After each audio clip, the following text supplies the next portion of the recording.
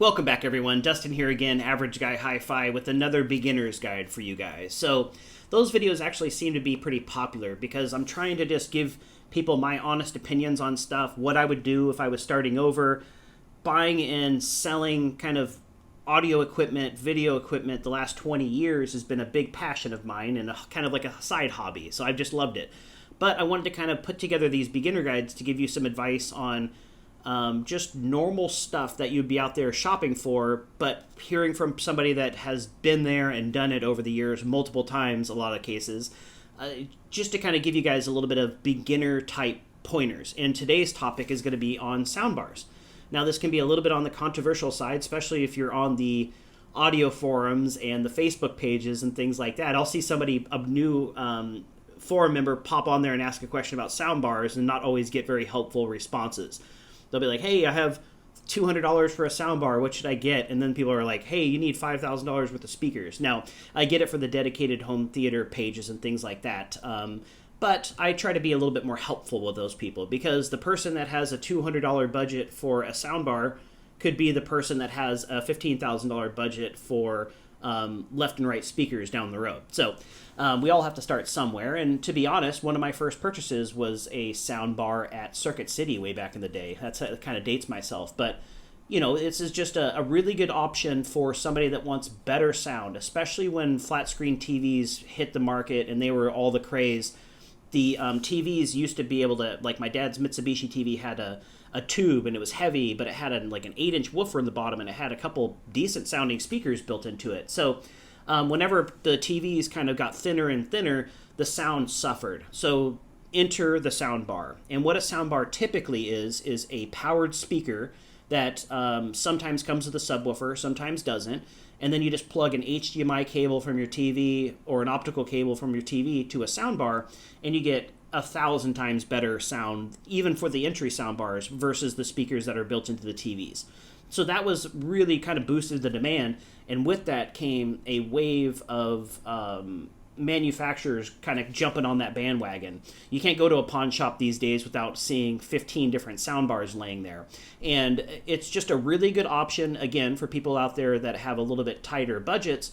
But mainly, it's just a very high wife acceptance factor. That's the WAF that you're probably reading about online and everything.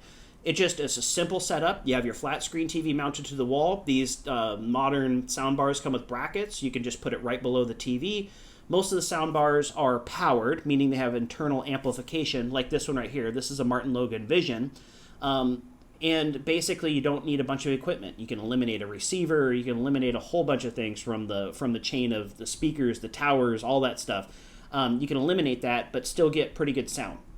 Now, there is limitations to soundbars, obviously, because they're not going to give you that 7.4 or Atmos capable room sound. Those are for the lucky few out there that have the budgets and they have the room for those type of setups. But for a bedroom system, for a living room setup, things like that, the good news is that you'll get much better sound going with a powered speaker than you would just with the TV speakers. Now, in the types of soundbars, again, are something that, like this one that has a built-in amplifier. They also have ones that are passive, but you would still need to add an amplifier or receiver. Those actually, I don't see too many of them. They pop up on the used market every once in a while, so I don't think they sold all that many of them. People want more of like a turnkey, plug it into the TV, put on a movie, and then have better sound. And that's why it comes with the powered sound bars. Now, sometimes soundbars only have like 2 speakers in them. This Martin Logan, which was why I took the grill off, actually has 3 folded motion tweeters. So you have the right channel, the center channel, and the left channel. And then it also has the mid-range drivers all built into it. But the reason I like subwoofers like this one is because it comes with a sub-out. Now, a lot of soundbars, especially versions like the Insignia, JBL, Vizio, Samsung, a lot of times you have to use the subwoofer that came with the soundbar, which sometimes it's just totally fine. I've heard rooms where people are using a 6-inch soundbar subwoofer and they're perfectly happy with it.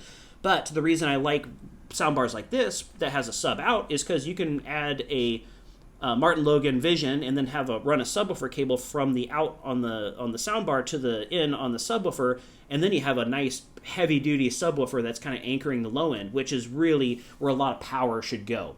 And from the years of me owning a bunch of different soundbars, I think the proprietary subwoofers that come with the soundbars are generally speaking the weak link. So if you can avoid that, be able to upgrade the subwoofer down the road to a much better one if it has a sub out, I think that that's probably one wise move.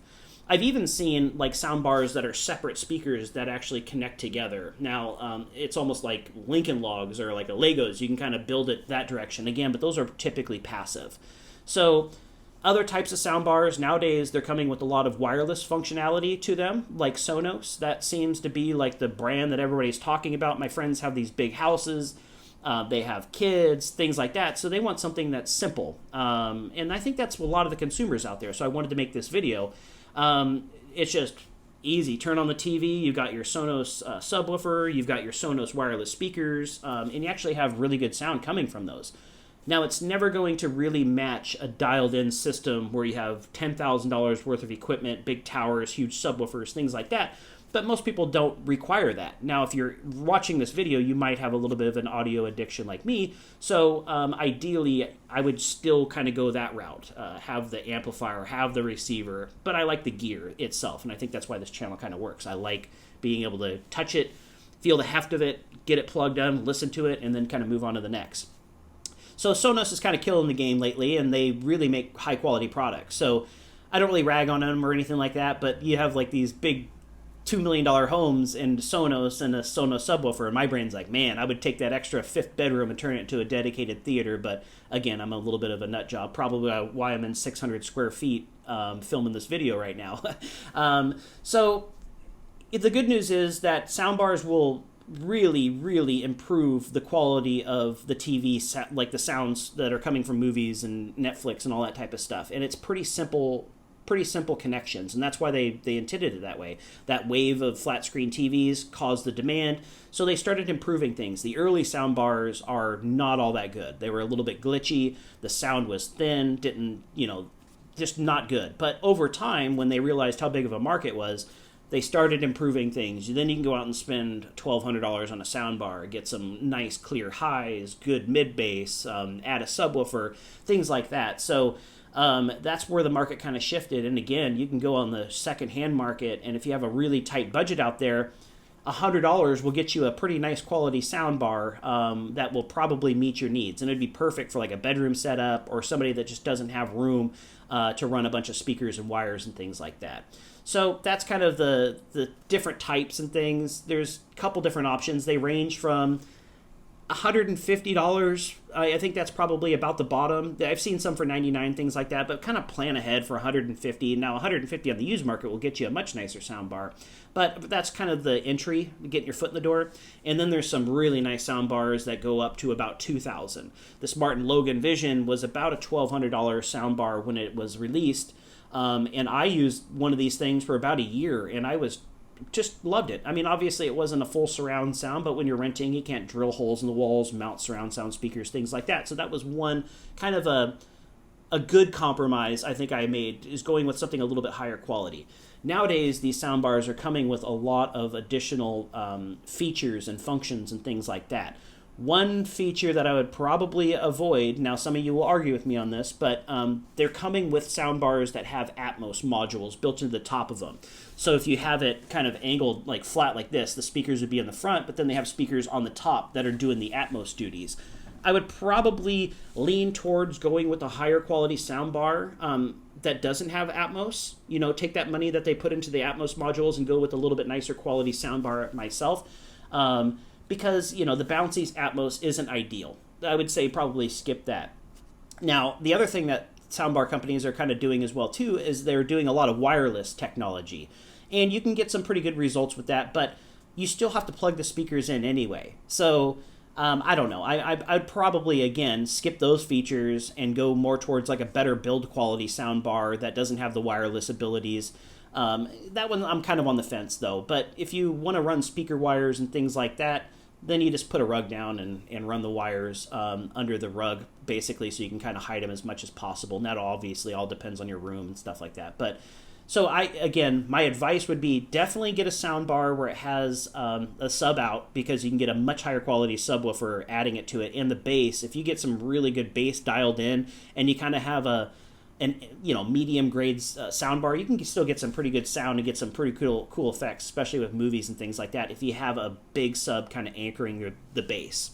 The different brands of soundbars that are out there's quite a few. This is just a few of them, but the ones that are off the top of my head are JBL, we got Sony, we got Vizio, we got Samsung, like this one here, we got Martin Logan, we got Bowers & Wilkins, we got Nakamichi, we've got, I don't know, the list kind of goes on, Panasonic, goes on and on. A bunch of different styles, different price points. Again, about 150 entry, 2,000 I think is about as, I'm sure they make something more expensive, but that seems to be about the range. $1,000 can get you a soundbar like this Samsung here. This one was actually designed to be a little bit weatherproof, so a little bit different style. And it was designed to be mounted, another thing worth talking about, on the wall. So this is how it would be mounted, pointing towards you. Some soundbars have like the speakers built into that, so you lay it flat on the top, and then it has speakers kind of firing at the main listening position. So there's different styles with orientation of the soundbar as well too. So I just wanted to make this video again, buying stuff, testing it out, having my hands on it. You can definitely search the secondhand market, go to pawn shops, OfferUp, Facebook Marketplace, check all those things out. Go listen to them. The big box stores, again, clearance on those things seems to be pretty common. Get some pretty good deals doing that route, again, if you have a pretty tight budget. But really go listen to them, because they will have different sounds. Some of the sound bars will just have 2 speakers, which is fine too, as long as they designed it correctly and it's a good crossover with the subwoofer and everything like that. You could still get some pretty good sound. But I definitely go listen to them. Keep an eye out on the used market. I don't know if I would even buy a brand new soundbar. I would want to test it, obviously, if I was going used, but you could save a lot of money going on just because there's so many available on the secondhand market. People got to sell them, even expensive ones. They got to list them pretty low. Somebody listed a Bauer & Wilkins, I think that was a $1,400, I think it's a Panamera. Oh no, I'm not positive on the name, but they listed it for $300, and I was like, geez, should I just go grab that thing and test it out? Because that's one of the nicer ones I haven't. But again, that's what this channel is trying to focus on. A little bit more beginner information. Ask me questions if you guys have it. Share good deals that you've got. I'm just sharing my experience of a guy that has like a normal job but loves home audio. Been buying and selling 20 years now. And I like the gear aspect of it. So I kind of have a little bit different take compared to a lot of the other YouTubers out there. I'm going to give a shout out to Aaron's Audio Corner. Even if you unsubscribe to my channel, go check that guy out. He is fantastic. He's got a kipple in his house, so he's giving you actual room measurements. That's how I ended up with this pair of Kef R3s. I think the graphs and the charts and all that stuff are important as you kind of progress in this hobby. But I've followed him for a while now. I just love his content. So go subscribe to him. Tell him I sent you. Maybe he'll do some type of collaborative video with me or something like that down the road, even though I'm much smaller than he is when it comes to subscribers and everything.